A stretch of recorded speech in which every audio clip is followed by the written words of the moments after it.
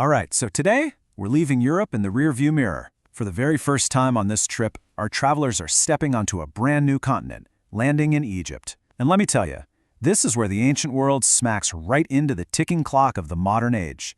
You've got three men with three totally different ways of seeing the world, and their paths are about to cross in a huge way. Okay, let's just dive right in, because when these guys get to Egypt, it's like the country itself is a giant mirror reflecting who they are. You've got Phileas Fogg, the master, who just sees another stop on a timetable to be conquered. Then you have his servant, Passepartout, who looks around and sees pure magic, something straight out of a fairy tale. And then there's Detective Fix, lurking in the background, who just sees the next part of his crime scene. And here we are, the port of Suez. I mean, you can practically feel that heat coming off the screen, right? The second their feet hit that dock, everything is different. The air, the sounds, and that core tension between the master and the servant just snaps into perfect focus. So get this. What's the very first thing Phileas Fogg says setting foot on the continent of Africa? Not, wow, this is incredible, or look at this place. Nope. He pulls out his watch.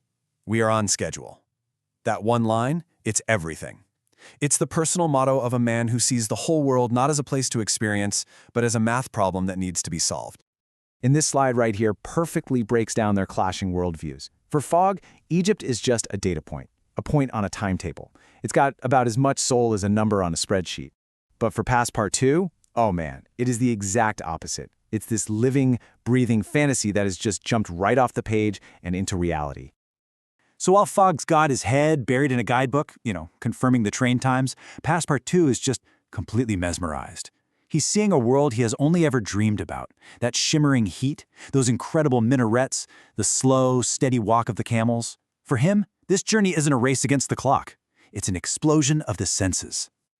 But we've got to talk about our third guy, who isn't here for the sights or the schedule, Detective Fix. He's been on Fogg's tail all the way from London, and every calm, calculated move Fogg makes just makes Fix more and more suspicious. He is absolutely positive this whole trip is just a clever smokescreen for a big-time bank robber. And Fix does not waste a single second. He makes a beeline straight for the telegraph office. To him, this impossible 80-day challenge isn't a wager, it's a getaway plan. And to shut it down, he needs that warrant, and he needs it now. So this is where it gets really good, because you actually have two clocks ticking at the same time. You have Fogg's race against his 80-day deadline, and now you have Fix's race to get the piece of paper that lets him arrest Fogg. The problem? Well, this is 1872. Telegraphs are not exactly instant. The suspense is building from two totally different directions, and they're on a collision course. Now they're on a train, cutting right across the massive golden desert.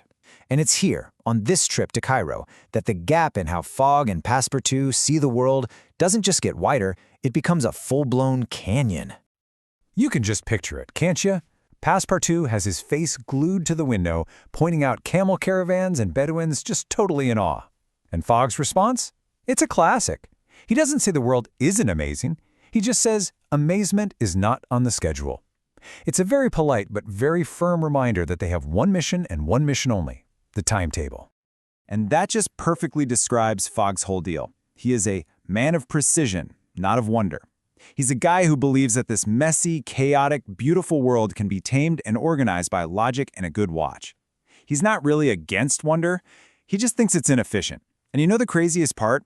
Passepartout, a man made of pure wonder, still admires that incredible discipline. So the train rolls into Cairo, and if Passepartout thought Suez was something special, this is on a whole other level. He calls it a vision from a storybook come to life. The smell of spices, the buzzing markets, the storytellers.